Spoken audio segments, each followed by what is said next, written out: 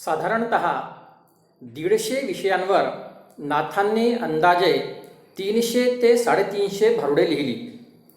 त्यांचे वर्गीकरण केले तर नाथांच्या तर्कबुद्धीची, कल्पनाशक्तीची आणि अचूक निरीक्षणशक्तींची जाणीव होते, ज्यांच्यावर कधीच काव्य होणार नाही असे आपल्याला वाटते. नेमके त्याच्यावरच नाथांचे भारूड उभे राहते आणि या नरदेहाची सार्थकता कशामध्ये आहे याचे ज्ञान देऊन जाते. हेच नाथांचे असामान्यत्व आहे. आता विंचू हा काही लक्ष वेधून घेणारा जीव नाही, पण जेव्हा तो नांगी मारतो तेव्हा मात्र जीवाचे लक्ष दुसरे कुठेच लागू शकत नाही. केवळ प्रचंड तडफड, सर्वांगी वेदना, दाह, प्राणांची व्याकुळता असते. हे दुःख कुणीही वाटून घेऊ शकत नाही जोपर्यंत या विंचवाच्या नांगीतले विष उतरत नाही, तोपर्यंत माणूस हा माणसात असत नाही. या वेदनामय संवेदनेला नाथांनी अचूक हेरले आणि तयार झाले समस्त मानवजातीला आपल्यात भिनलेल्या विकाररूपी विष अंशाची जाणीव करून देणारे. विंचू चावला हे नाथांचे भारूड. प्रत्येक माणूस हा 3 गुणांनी बनला आहे. हे 3 गुण म्हणजे सत्व, रज आणि तम. यातील जो गुण माणसात जास्त प्रमाणामध्ये असतो तसा त्याचा स्वभाव असतो. तमोगुणाची वाढ म्हणजे दुर्गुणांच्या आहारी जाणे. नाथ आपल्या भारुडात विंचू चावला असे म्हणतात, परंतु हा विंचू इंगळी या प्रकारातील आहे. म्हणजे विंचवातील अतिशय विषारी आणि आकाराने मोठा असलेला विंचू. नाथांनी याच विंचवाची निवड भारुडासाठी का बरं केली असावी? आपल्यातील अति वाढलेल्या विकाराची पातळी त्यांना इंगळी या शब्दातून दाखवून द्यायचे आहे. शिवाय शब्दातील सातत्य टाळून भारुडातील भाषिक सौंदर्य जपणाऱ्या नाथांचे कवित्व कौशल्य विंचू, वृश्चिक, इंगळी अशा शब्दामध्ये दिसते.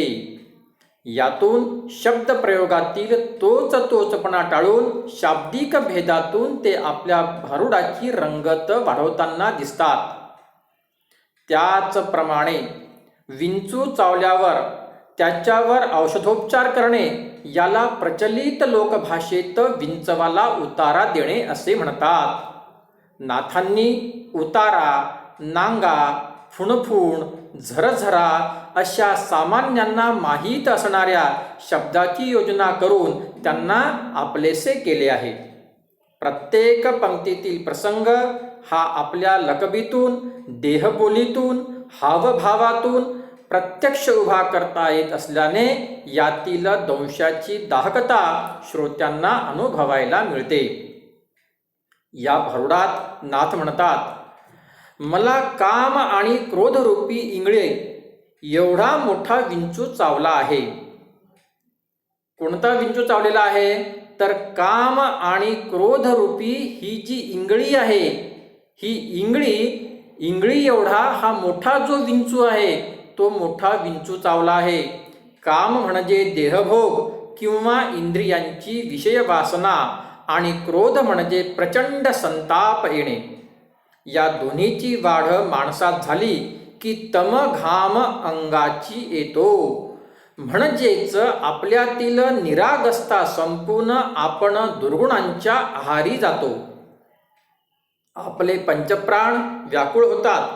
पंचप्राण या शब्दातून नाथ आपल्याला प्राणशक्ती, हे जे पंचप्राण आहेत त्या पंचप्राणामध्ये प्राण, अपान, व्यान, उदान आणि समान ही जी प्राणशक्ती आहे ही आपल्यामधली ही प्राणशक्ती दूषित होते असे आपल्याला ते सुचवतात.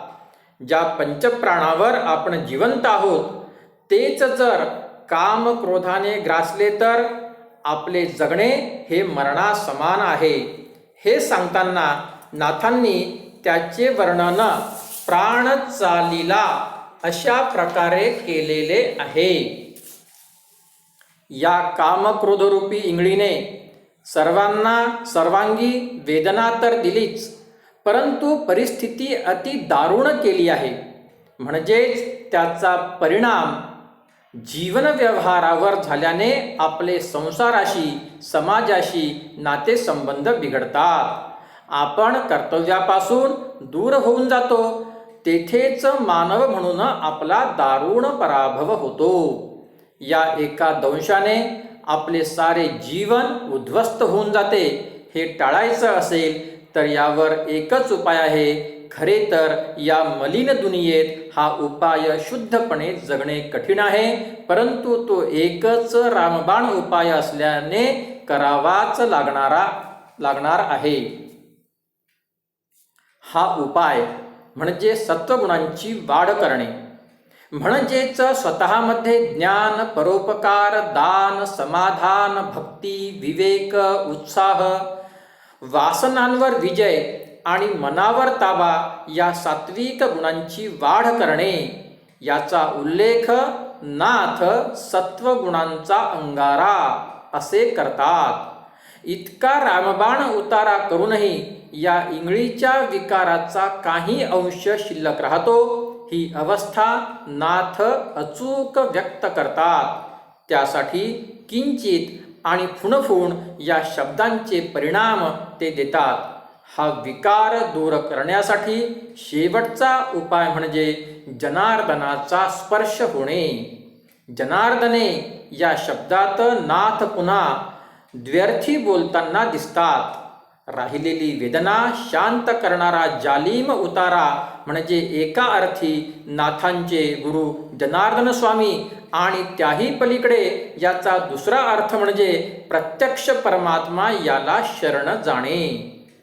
एकूणच नाथांचे भारूड विकाराच्या या विंचवाचे कायम भान ठेवायला शिकवते आणि आपले रूपडे सत्वगुणांच्या तेजाने उजळण्याचा सल्ला देते. आजच्या काळात आपले आयुष्य विंचू चावला पासून दूर राहून विंचू पासून वाचला असे राहिले तर हे भारूड खऱ्या अर्थाने आपण अभ्यासले असे आपल्याला म्हणता येईल. तर विद्यार्थ्यांनो, ही सर्व जी काही शब्दरचना होती ही शब्दरचना होती प्राध्यापिका शीतल सामंत यांची.